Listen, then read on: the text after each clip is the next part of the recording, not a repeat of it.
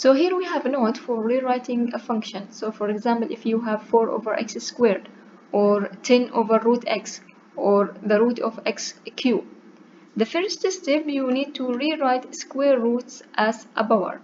So for example, 4 over x squared, there is no root, so you will keep it as it is.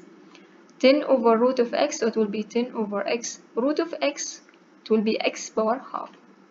Here you have the third square of you have a root of x cubed, so it will be x cubed power half. The second step, then rewrite using negative exponents. So 4 over x squared, it will be 4 multiplied by x power minus 2. From where we get this minus? Because this one is in the denominator. So to put it in the numerator, we need to just write here negative sign for the power. So 4 over x squared will be 4x power minus 2. Similarly, 10 over x power half, it will be 10 multiplied by x power minus half. X cube all power half, so just we need to multiply by 3 multiplied by half, it will be 3 over 2. Then the derivative of each term using 3, which is using the rule. So derivative of 4x power minus 2 will be minus 8x power minus 3. Derivative of 10x power minus half, it will be 10 multiplied by minus half, will be minus 5x power minus half minus 1 will be minus 3 over 2. Last one, x power 3 over 2, so the derivative will be 3 over 2, x multiplied by x power 3 over 2 minus 1 will be half. So the derivative will be 3 over 2, x power half. Here we have two questions. The first one, what is the definition of normal line? The second one, how to determine that two lines are perpendicular or parallel. So we have seen that we have a tangent line, we have a secant line, now we have a normal line. We said that the secant line, the line that cut graph at 2 points, normal line, the line that's cut the graph or passing through the graph at 1 point. Now the normal line. The normal line at a point B on a graph is one that is perpendicular to the tangent line at B. So for example, if we have the graph y is equal f of x or y is equal x squared, at the point 1, 1, we have a tangent line, which is the red one. Whereas the green one, we call it the normal line. The relation between normal line and the tangent line, they are perpendicular. That's mean if you take the slope of the normal line multiplied by the slope of the tangent line, it will be minus 1. So the normal line is that line which is perpendicular to the tangent line. And here we have a relation between the parallel and perpendicular line. Between these two lines, we say these two lines are parallel because they have the same slope. So two lines are parallel if their slope m are equal. Also in the coordinate plane, two lines are perpendicular. So these two lines are perpendicular because the multiplication between their slope will be equal minus 1. So again, two slope parallel if they have the same slope. Two lines are parallel if they have the same slope, and two lines are perpendicular if the multiplication between their slope will be minus 1. parallel بمعنى متوازي، perpendicular بمعنى متعامد. فأي خطين متوازيين they have the same slope، عندهم نفس السلوب، لكن المتعامدة اللي هي perpendicular لو آخذ السلوب مال الأول أضرب في السلوب مال الثاني يطلع عندي الناتج minus 1. So here we have example number 7 in your textbook. Equation of a normal line. Find an equation of the normal line to the graph of y is equal x squared at x is equal 1. So here to find an equation we need a slope, we need a point. It is given here x is equal 1, so we can find a point. Just we need to find what is the slope. For the normal line, we know that it is perpendicular to the tangent line. So first we need to find the slope of the tangent line, then we will find the slope of the normal line. The last step we will find the equation. So let us. So to find the slope of the tangent line, our function is y is equal x squared. That's mean the slope or y prime x is equal. We use the rule of the power, so derivative of x squared will be 2x. To find the m tangent, so m tangent when x is equal 1, it is given by 2 multiplied by 1, so is equal 2.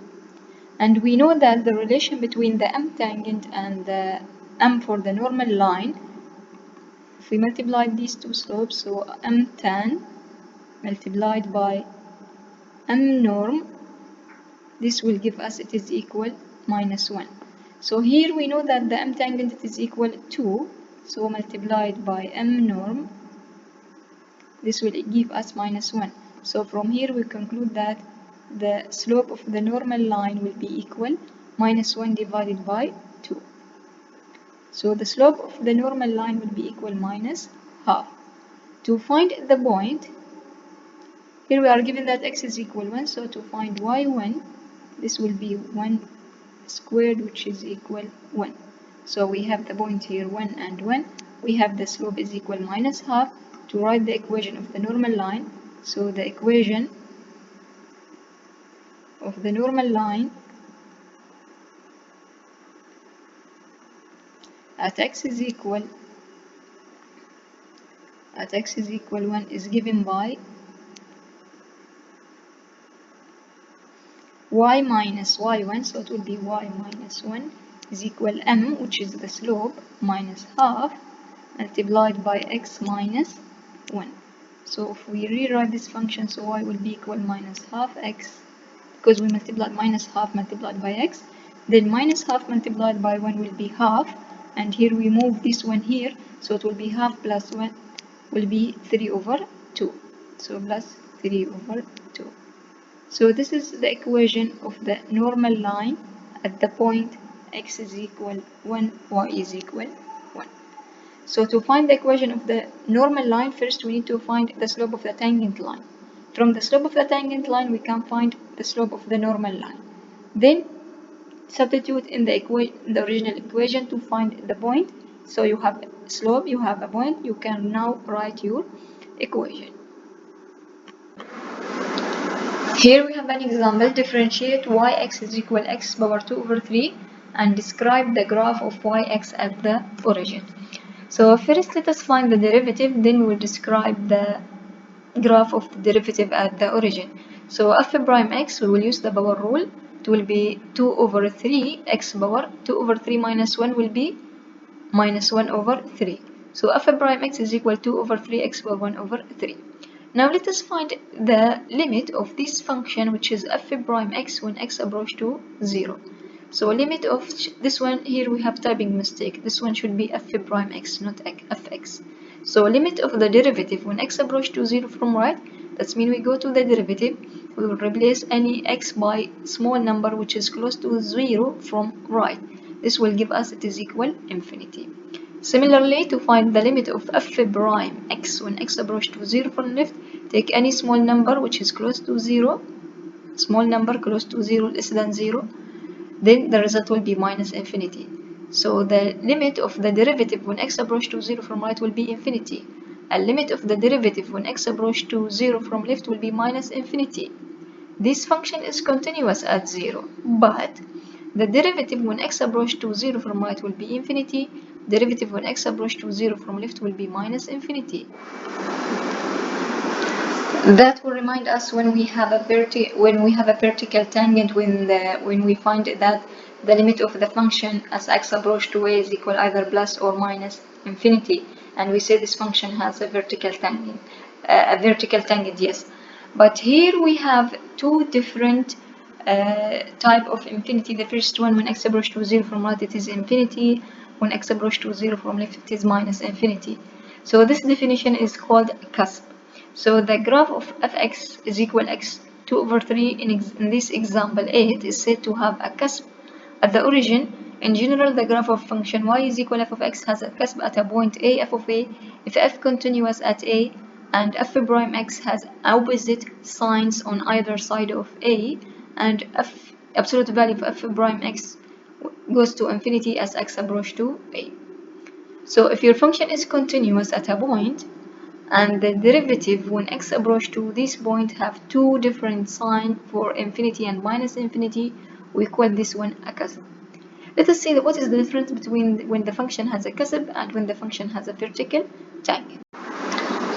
If our function f of x is continuous at the point a, f of a, and we want to know if the function has a cusp or the function has a vertical tangent.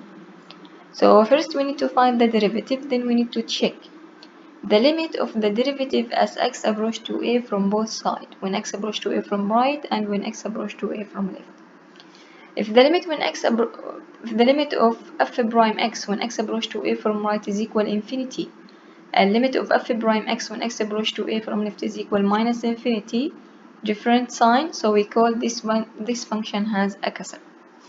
Also, either A apply or B, where limit of f prime x when x approach to a from right is equal minus infinity, and limit of f prime x when x approach to a from left is equal infinity. So if we go to the A from both direction and we get different sign, that's mean our function has a kasr.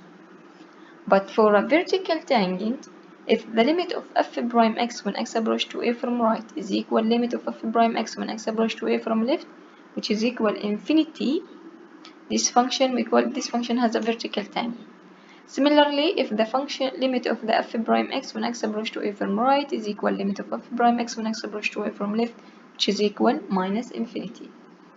So in brief, if we go to the a from different direction and we get with this same sign of infinity, we call this function has vertical tangent. But if we go to the approach to a from different direction and we get different sign of infinity, we say this function has a kasr.